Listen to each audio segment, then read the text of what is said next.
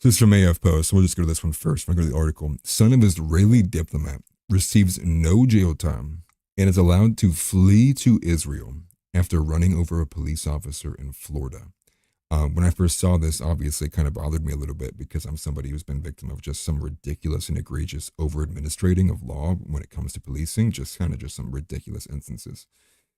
And then to see, of course, the ethnicity match up also with the fact that, oh, now he's allowed to leave, no jail time, and he ran over a police officer. But the story doesn't just stop there. It wasn't just like this weird instance and, oh, maybe he was just a good kid. No, you have to read this to believe it.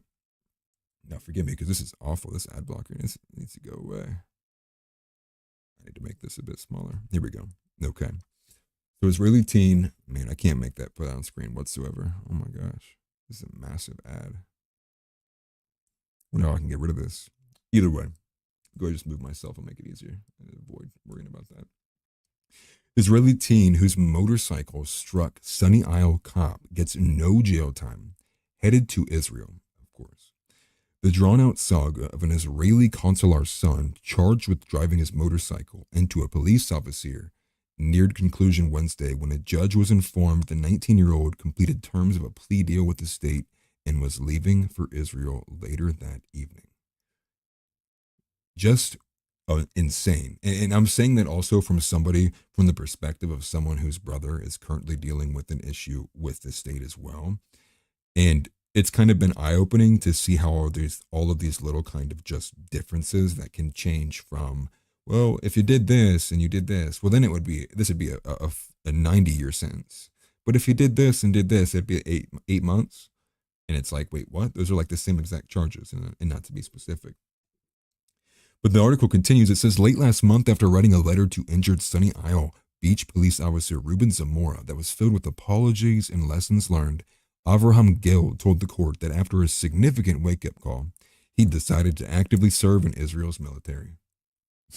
I mean, I don't know. I mean, honestly, that might be possibly a good idea. Like, what if you get to add into plea deals the things, maybe it's like 5 years and younger, 5 years and lower, that are like mandatory minimum kind of offenses. Maybe that could be a possibility for Americans to take that option. Maybe go to some kind of rigorous aspect of it and then be pulled up into the military. But either way, it's like, oh, you're going to go serve in the IDF? Oh, we're not going to charge you for nothing, man. What?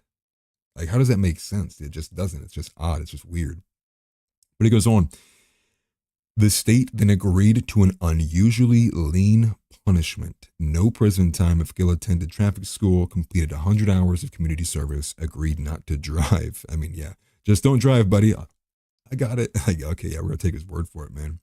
And donated $500 to this trauma center at Jackson Memorial Hospital. After learning he'd completed these requirements, the Miami-Dade Circuit Court judge sent him on his way. His attorney told the judge that the family's visa was set to expire by the end of the month and that they were heading back to Israel after the hearing. Oh, you're not going to be here long? Man, I guess the laws don't apply to you, man. Are you joking? Can you imagine, like, if I would run into a cop, and right now in Ohio, I run over a cop, I'm going to jail, no questions asked. So what is the difference here? Is it because he's Israeli? Is that why? That's the first thing that sticks out to me. Or is it because he's the son of an Israeli diplomat? You know, maybe that's the leading argument. It's because he's the son of someone who's pretty influential. Like, don't piss these people off. Really? And again, here's another example of, and it's not even, people say 2 tiers of justice system, bro. The thing's got like 14 tiers. If you're black, it's this. If you're white, it's this. If you're white and rich, it's this. If you're black and rich, it's this. If you're Jewish and this, it's rich. It's like, there's all these different tiers, and it'll be in, but the lowest on the totem pole is just being a regular white dude. And it's like, bro, dude, you're going to get no matter what. So it continues that Gil and his father, the Israeli consulate consul for administration in Miami, quickly left the courtroom without comment. So obviously taking advantage of the fact that they got off like that. But according to police, it was late in the afternoon. And I'm not going to give you the exact details, but the officer claimed he noticed him riding a 2018 black Suzuki, and he was going in and out of traffic, and the cop signaled and yelled for him to pull over. So the teen ignored the orders, struck the officer, and the officer somehow managed to pull the teen to the ground. So the officer's leg was injured, and the boy was taken into custody. So the officer was harmed, but was not killed. So that is a good thing. And then he was initially charged with battery and resisting an officer. Now, somehow these all get walked down because you just go, hey, I'm going to go serve in the IDF. And they're like, dude, you can do whatever you want, man. Those charges were dropped. The charge of aggravated assault on a law enforcement officer, which would carry a 3-year prison term, stuck. The court denied immunity claims by Gill's attorney, and despite additional claims that the teen's arrest was mishandled, Gill reached a deal with state prosecutors, completed his requirements, and avoided jail time. Wild. Neither the police nor the cop who was ran over would comment, which I find extremely odd. Normally, most cops, especially if an incident like that happened, you would imagine he would be upset with the court.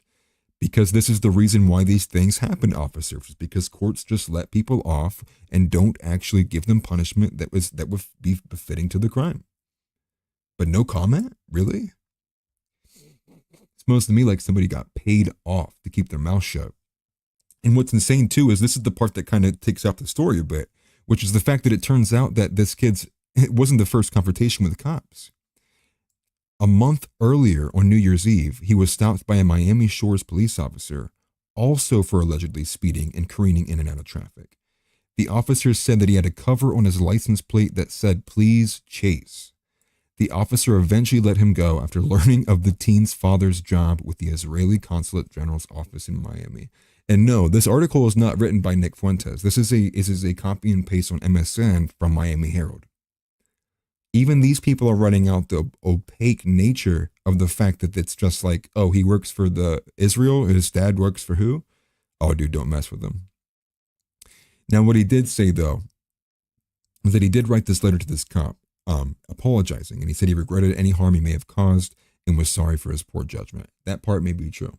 He may actually feel that way. I'm not sure how much that may stick or how committed he would be to that feeling of being apologetic, given the fact that he wasn't really even punished or disciplined for what he did outside of some community service hours, which how does that even get applied if you end up going to Israel? Like, who's going to keep track of that? Probably nobody, and it's a dead end in the system.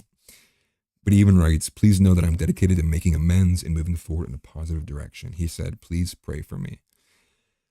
Just one of those stories where it's super eye-grabbing, and obviously it's going to grab attention specifically regarding the fact of the ethnicity of the individual too.